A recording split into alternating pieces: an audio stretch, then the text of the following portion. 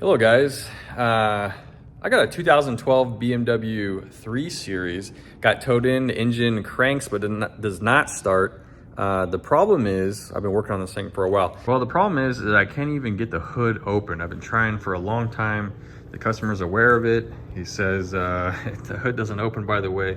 So I've been dealing with this thing. So first thing I tried was removing the cable from the pull lever and pulling it with some pliers, and it's just super stiff. End up breaking the wire.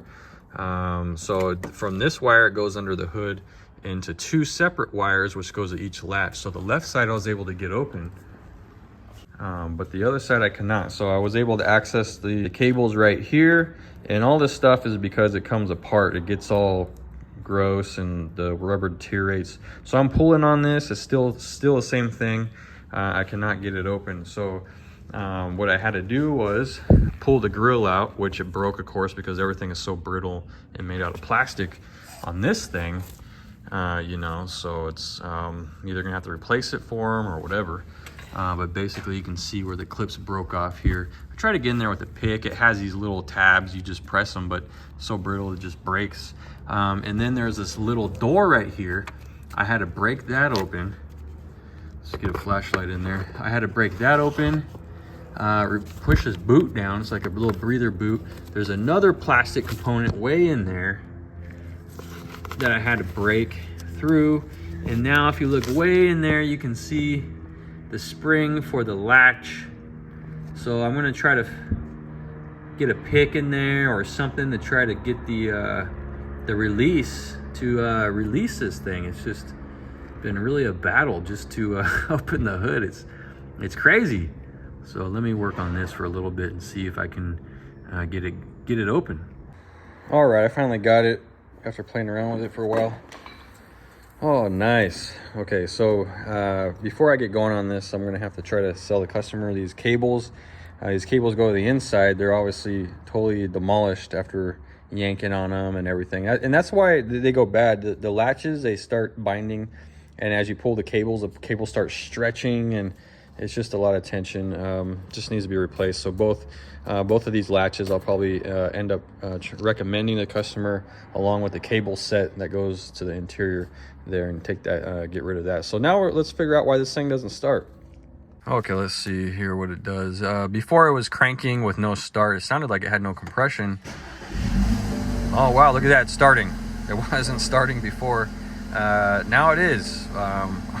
All right, well that's a good sign. I thought maybe the timing chain was gone on this thing, which is actually common on this model. So the check engine light's on right here, and let's check the fault codes, see what's going on, do a visual in the engine bay here, and see what's happening with this thing.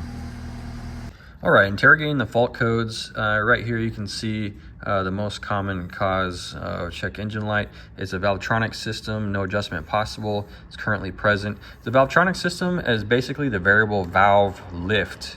It uses that as a throttle brake basically, so the more demand, the higher the lift of the valve to allow increased air to enter the combustion chamber.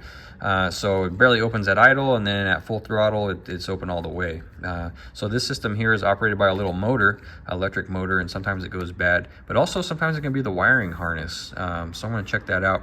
This here could be a secondary consequential fault. This is variable valve timing, not lift like the other one. So this is timing.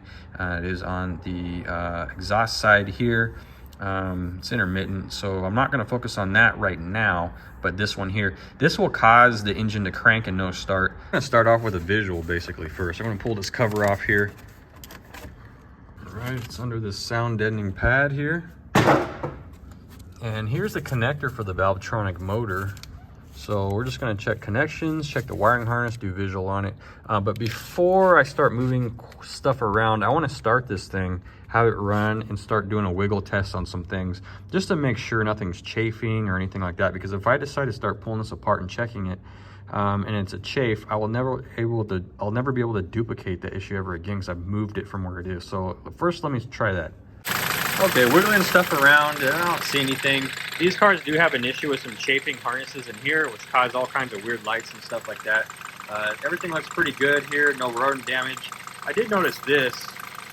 the diaphragm is bad on here, so if we end up taking this apart to get to this Valvetronic motor, I will be recommending a new valve cover assembly. All right, so right now it's running a simulation on the Valvetronic system. It's basically running that little worm gear, or the little motor here. See, this is the motor with the electrical connector I showed you on top of the engine. It goes down in here, and it has a worm gear that rides on this crescent gear with teeth on it. Moves that, changing the angle of everything here, or the valve lift. So that's what it's doing right now. It's cycling through different positions. You can hear the engine going up and down, and so it's doing its test. So it should tell me an answer at the end. This has been running for about 10 minutes, and now it shut the engine off and it's testing it with the engine not running. So you can hear it moving, doing its thing there. All right, so this customer authorized pretty much everything. So we're gonna replace all the cables for the latches here. This one latch I'm gonna replace because it's completely seized. This one I believe I can lube and refurbish, so there's no need for that one. So the two sets of cables, the latch, and then also the main issue that the customer came in for, which was drivetrain issue. So we're gonna replace the Valvetronic motor, which is under the valve cover. We're also gonna replace the valve cover because it is faulty. This little diaphragm in here, which is the crankcase ventilation system, comes complete. So we already have this off. Let's replace it. They go bad. It's a good time. And then also the timing gear. So once we have this off, we'll be able to show you what's going on here. So the timing gear, the valve cover, and the Valvetronic motor. So starting off, got to take all this cowling off here. I'll start working on the fuel rail, the wiring harness, remove ignition coils, high pressure fuel pump, all this stuff here. I won't bore you with everything. I'll just kind of go to town on it real quick and then kind of fast forward through it.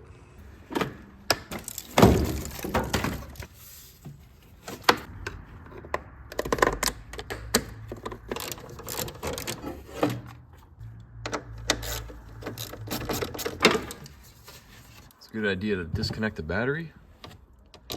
Just the negative terminal is good. Ignition coils are coming out.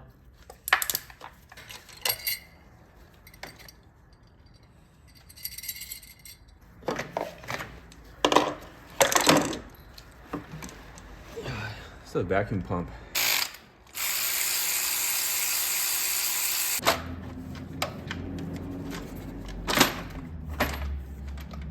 All right, with the valve cover off, I can now inspect things. Just do a visual.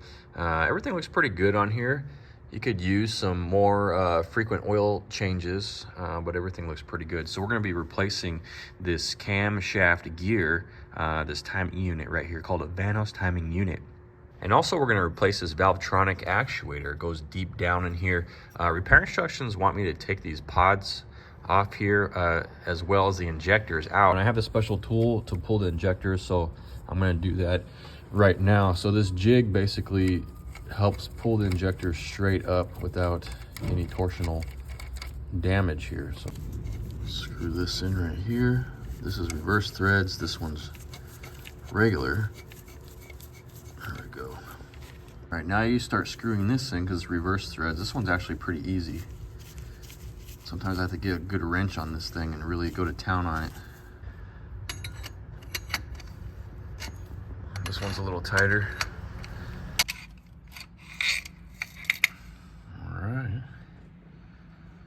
Inspect the tips here. They're pretty dark, but not too bad for the mileage. And if you see down by the tip, this thing is losing focus. By the tip right there, there's like a little black seal. You can't see it. That seal has to be replaced when I go back together, along with this little crush element right here. All right. So now we can see the side of this actuator. You can see the worm gear down in there. I'm still not sure if I can pull it out with just this one side. I might have to do the other side as well. All right, what I'm gonna have to do is change the position of this eccentric cam, the teeth, because I won't be able to pull this out. So I'm gonna have to go the opposite direction like this. And then right here, there's a bump stop. Remove that bump stop. And then I can go back again to where it'll give me room. So now let's see what it does. There we go. Go back down. You See, this is going down. No bump stop for it to hit. All right, find the resting position. There we go. Now I can pull this thing out. Oh yeah, there we go, perfect. All right, here's a new one. Let's go back together with it. All right, I'm about to replace the seals. I already took them off of here. Just cut them off with like a knife or a pick. And these new seals have to go on, and they're stretched over with this little cone. And so they go over there onto here. And once you do that, you progressively put this over here. These are progressive fitment. So it starts shrinking it down, each one shrinking it down so it can fit inside the bore when you go back together. All right, so I have this on the crank here, and I'm turning it just a little bit so I can get the dowel pin in, which is right there. It's hiding in here. I already have it in right now because I need both hands, so that's in there. So it's at top dead center right now. All right, it's time to replace the exhaust Vanos gear. That's this here. I have the timing blocks on. I have the timing pin down at the flywheel, down at the transmission there. We're at top dead center. We're just gonna loosen the chain tensioner, and I can pull this thing out. Well, here's a new one here. This is the exhaust side. They are specific, and it's operated by oil pressure. Basically, oil pressure goes through the camshaft and goes through here. And this valve here, which also acts as the bolt to tighten it to the camshaft, there's a little valve in here. So the oil pressure goes through here, actuates this unit here, and it does it by this button. And the way it hits this button is electronic actuators that we took off earlier here. These are called Vanos solenoids. So that actuates and adjusts the timing. The new Vanos gear is in. Now I have the other timing block on, and this is the time the reluctor wheels right here. And this is for sensing the camshaft position with the camshaft position sensor, which is right underneath. All right, everything's torqued down back together here. We're gonna replace the valve cover, put this on with a brand new one, get everything buttoned up, start it up, and see how it does. All right, let's connect the battery and start this thing up. I have some of this apart still because I still have to do the latch and the cables.